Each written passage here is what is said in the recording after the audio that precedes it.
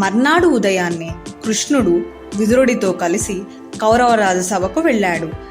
ధృతరాష్ట్రునితో సహా సభలోని అశేష ప్రముఖులు తమ తమ ఆసనాల నుండి లేచి నిలబడి కృష్ణుని పట్ల తమకు గల ఆదరాభిమానాలను వ్యక్తం చేశారు. నారదుడు ఇంకా తదితర ఋషులు మహర్షులు కూడా జరగనున్న ఆ ఘట్టాన్ని దర్శించేందుకు సభకు విచ్చేశారు. సభలో ఉన్న వారందరి చూపులు కృష్ణుని మీదనే కేంద్రీకృతమై ఉన్నాయి. కృష్ణుని ఆకర్షణీయమైన కళ్ళకాంతి ఆ మహాసభను ప్రకాశవంతం గావించింది. అతడికి అత్యంత ప్రియమైన కౌస్తుభమణి వక్షస్థలం మీద తళతళ మెరిసిపోతోంది. అతడు తన నీలమేఘ శరీరంపై పసుపు పచ్చని దుస్తుల్లో బాలసూర్యుని బంగారు కిరణకాంతులు ప్రసరిస్తున్నప్పటికీ నీలాద్రిలాగా చూపరులకు కనువిందు చేశాడు. సభాభవనమంతా మిక్కిలి నిశ్శబ్దం ఆవరించి ఉంది. కృష్ణుడు ధృతరాష్ట్రుని వంక చూసి, ఎంతోమంది మహావీరుల్ని మృత్యువు నుండి కాపాడాలనే నేనిక్కడికి వచ్చాను. నేనిప్పుడు కొత్తగా చెప్పాల్సిన విషయం ఏమీ లేదు. అంతా మీకు తెలుసు. అన్ని వంశాల్లోకి కురువంశం ఎంతో శ్రేష్టమైంది కదా.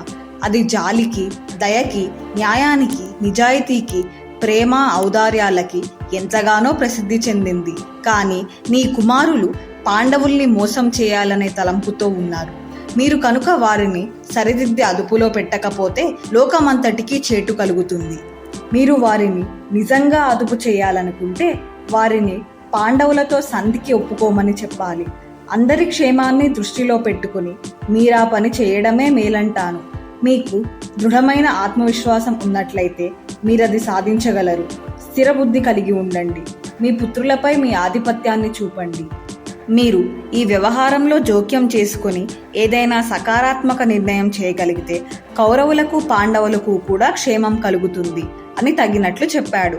ప్రతి ఒక్కరూ ఆ మాటలన్నీ శ్రద్ధగా ఆలకించారు. ఆ తరువాత అదే తీరుగా పరశురాముడు, కణ్వుడు, నారదాది మహర్షులంతా కూడా ధృతరాష్ట్రుడికి, దుర్యోధనుడికి పాండవులతో సంధి చేసుకోవడమే వారికి క్షేమమని సలహా ఇచ్చారు. అందరూ సంధి చేసుకోమనే సలహా ఇవ్వడంతో ధృతరాష్ట్రుడు ఆలోచించి కృష్ణుడితో, కృష్ణ, మీ సలహా ఎంతో ఉత్తమమైంది, సహేతుకమైందే కానీ నా నిస్సహాయ స్థితి నీవు గమనించలేదు సుమా. నా పుత్రుల ఉద్దేశం నీకు బాగా బోధపడింది కదా. నీవు దుర్యోధనుడికి చెప్పి సంధికి ఒప్పించగలిగితే నాకెంతో ఆనందం. అతడికి ఎవ్వరు చెప్పినా, ఎంత మంచి సలహా ఇచ్చినా గిట్టదు, వినడు. అతని తల్లి గాంధారి, విదురుడు, భీష్ముడు అంతా కూడా అతడికి నచ్చజెప్పి అతడి అభిప్రాయం మార్చాలని ఎంతగానో ప్రయత్నించారు. కానీ ఏం లాభం? అంతా నిష్ప్రయోజనమే. వారందరి మాట అటుంచి ఈ సంధి విషయంలో నీవు నెగ్గావా అంటే నాకు అంతకు మించిన ఆనందం మరోటి లేదు అన్నాడు. అప్పుడు కృష్ణుడు దుర్యోధనుడితో, దుర్యోధన, నే చెప్పేది శ్రద్ధగా విను. నీ మంచి కోరే చెబుతున్నాను. నీవు విద్యావంతుడివి, మేధావంతుడివిను. ఎందుకు ఈ విధంగా ప్రవర్తిస్తున్నావు? నీ మొండితనం, మూర్ఖపు పట్టుదల నీకే అపాయం సుమా. యుద్ధమే సంభవిస్తే భయంకర వినాశం తప్పదు. అందుకని పాండవులతో సంధి కుదుర్చుకో. రాజీ పడితేనే నీకు క్షేమం, లోకానికి క్షేమం. ఏదైనా సంక్షోభ స్థితి ఏర్పడినప్పుడు పెద్దల సలహా పాటించడం ఉత్తమం. ఈ ప్రపంచంలో 3 రకాల మనుష్యులున్నారు. స్వాభావికంగానే సత్యవర్తనులు మొదటి రకానికి చెందినవారు. కేవలం స్వార్థపరులైన వారు రెండో రకం వారు. వారికి తమని గురించే కానీ ఇంకెవరి గురించి పట్టదు. నీవా రెండో రకానికి చెందినవాడివా? అయితే నీకు పాండవులతో సంధికి దిగడం లాభసాటే అంటాను. ఇకపోతే 3వ రకం వారు ఉన్నారు. కేవలం చెడు సావాసాలు చేయడం, చెప్పుడు మాటలు వినడమే వారికి ఆనందం. కాబట్టి ఆ 3వ జాబితాలో మాత్రం నీవు చేరకు. నీవిప్పటికే పాండవులకు చెయ్యరానంత అన్యాయాన్ని చేశావు. అంత జరిగినా వారిప్పటికీ ఎంతో ఉదార చిత్తులై మీ అపరాధాల్ని మన్నించేందుకు, తమకు జరిగిన అవమానాల్ని మరిచేందుకు సిద్ధంగా ఉన్నారు అంటూ హెచ్చరించాడు. కృష్ణుడు చెప్పదలుచుకుంది చెప్పి ముగించాడు. కానీ ఆ మాటల ప్రభావం దుర్యోధనుని మనసులో ఏమాత్రం నాటుకున్నట్లు లేదు. అతడి ముఖ కవళికల్ని భీష్ముడు గమనిస్తూనే ఉన్నాడు. అప్పుడు భీష్ముడు, నాయనా, నీ మూర్ఖపు పట్టుదలను వదిలిపెట్టు, కృష్ణుని మాట లక్ష్యపెట్టు, నీకదే క్షేమం. లేకపోతే నీ తండ్రి బ్రతికి ఉండగానే నీకు వినాశం తప్పదు. నీతో పాటు భరతవంశం యావత్తూ నశించిపోతుంది అంటూ బ్రతిమాలి చెప్పాడు. అదేవిధంగా ద్రోణుడు కూడా దుర్యోధనుడికి బోధించాడు. ఓ దుర్యోధన, కృష్ణుడు చెప్పినట్లు విన్నావా? నీ జీవితం సుఖమయమవుతుంది, అలక్ష్యం చేయడం తగదు అని బుద్ధి చెప్పాడు. విదురుడు, దుర్యోధన, నీ పట్ల నాకెట్టి సానుభూతిగానీ లేదు.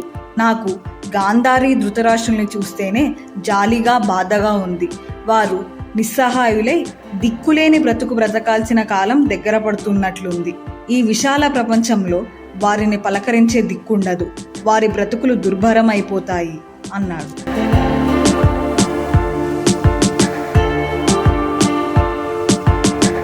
దుర్యోధనుడు అందరి ఉపదేశాలు సలహాలు అన్నీ మౌనంగా ఆలకించాడు. చివరికి కృష్ణుడితో, కృష్ణ, నీకెప్పుడు నాలోనే తప్పు కనపడుతుంది. ఇప్పుడిక నన్ను విమర్శించడంలో మా తండ్రి కురువృద్ధుడు భీష్ముడు కూడా నీతోనే చేరి చేతులు కలుపుతున్నారు.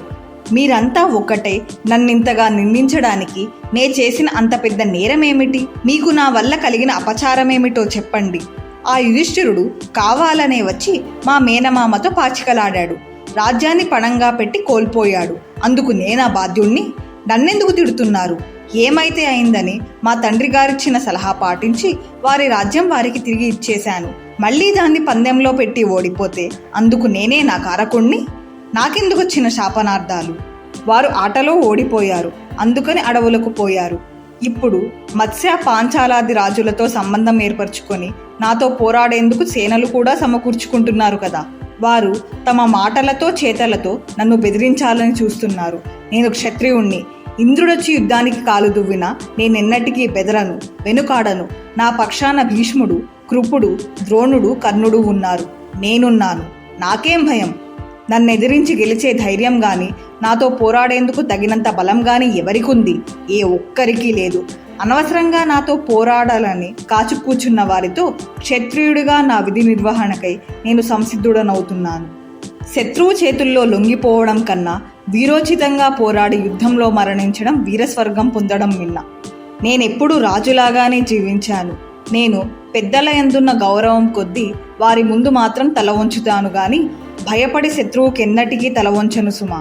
రాజ్యానికి సంబంధించినంత వరకు ఇంద్రప్రస్థం వారికి ఏనాడో మా తండ్రి కట్టబెట్టాడు. ఆ సంగతి నాకు తెలుసు. అయితే అప్పటికి నేను చాలా చిన్నవాడిని. అప్పటికి నేనే ఒకరిపై ఆధారపడి ఉన్నాను. ఆ ఇంద్రప్రస్థాన్ని ఇవ్వడానికి కారణం కేవలం మా తండ్రి అవివేకము, భయమే. కానీ ఇప్పుడు నేను దాన్ని కూడా ఇచ్చేందుకు ఒప్పుకోను. ఆఖరికి కనీసం సూదిమన మోపెటంత నేలను ఆ పాండవులకు ఇచ్చేందుకు కూడా నేను ససేమిరా సమ్మతించను, ఇవ్వను. ఇదే నా తుది నిర్ణయం అని కుండబద్దలు కొట్టినట్లు చెప్పేశాడు. దుర్యోధనుని రోషం కృష్ణుడు గ్రహించాడు. నవ్వి, దుర్యోధన, ఇంతకు ముందు నీవు చేసిన అమానుష కృత్యాలకు కూడా నిన్ను దూషించరాదనా నీ ఉద్దేశం? నీవు చెప్పిన దాంట్లో ఎంతవరకు నిజానిజాలున్నాయో పెద్దల్నే నిర్ణయించని. ఆ పాచికలాట నీవు ఏ పెద్దలను సంప్రదించి చేసింది కాదు. పాండవుల్ని రాజ్యవిహీనుల్ని చేయాలనే ఏకైక ఉద్దేశంతోనే ఆ ఆట ఆడించావు. అంతా చేసి కూడా వారికి ఏ హాని చేయలేదంటున్నావు. సరే, ద్రౌపది విషయం ఏమిటి? కురువంశీయులెన్నటికీ మర్చిపోలేని అమానుష్య చర్య అది. ద్రౌపదిని నీవు నీ సోదరులు నిండు సభలో అవమానించారే. నీకు నీ తల్లి, నీ తండ్రి, భీష్మ, ద్రోణ, ఇంకా విదురుడు మొదలైన వారంతా పాండవులతో సంధి చేసుకోమనే కదా పోరీ పోరీ చెబుతున్నారు. కానీ నీవెన్నడైనా వారి సలహాను లక్ష్యం చేశావా? ఇదేనా నీవు పెద్దలకిస్తున్న గౌరవం అని మొహం వాచేటట్లు అడిగాడు. కృష్ణుడన్న మాటలు విని దుశ్శాసనుడు లేచి, ఓ సోదరా దుర్యోధన, వింటున్న మాటలను బట్టి చూస్తే నీవు సంధికి ఒప్పుకొనకపోతే నీ వాళ్లే నీ కాళ్ళు చేతులు కట్టేసి నిన్ను పాండవులకు అప్పగిస్తారన్నట్లుంది. మనం ఇక్కడ ఉండడం అనవసరం, పోదాం పదండి అన్నాడు.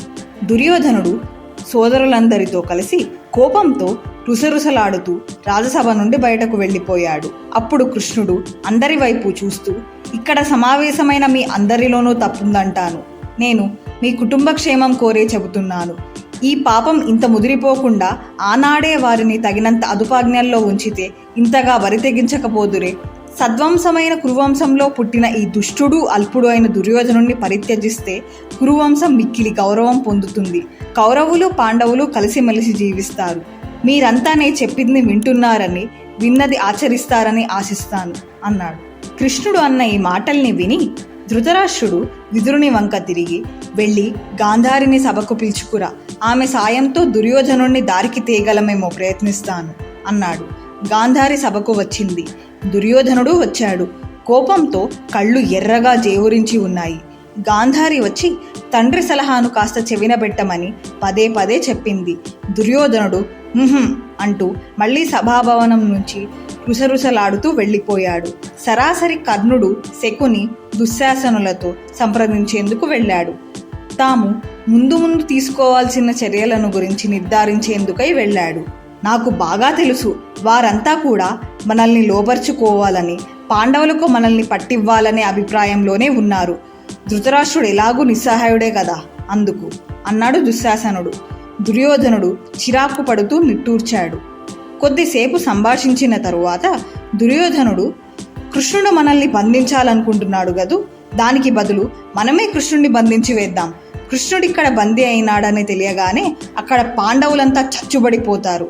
అప్పుడైతే మనం వాళ్ళని తేలిగ్గా ఎదుర్కోవచ్చు. కాబట్టి త్వరపడండి, లేవండి, అనుకున్నది చేసేద్దాం అన్నాడు.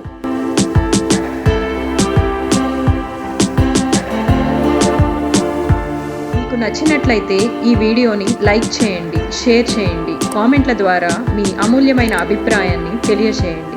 మరిన్ని వీడియోల కోసం మా ఛానల్ని సబ్స్క్రైబ్ చేయండి. నోటిఫికేషన్ కోసం బెల్ ఐకాన్ని క్లిక్ చేయండి.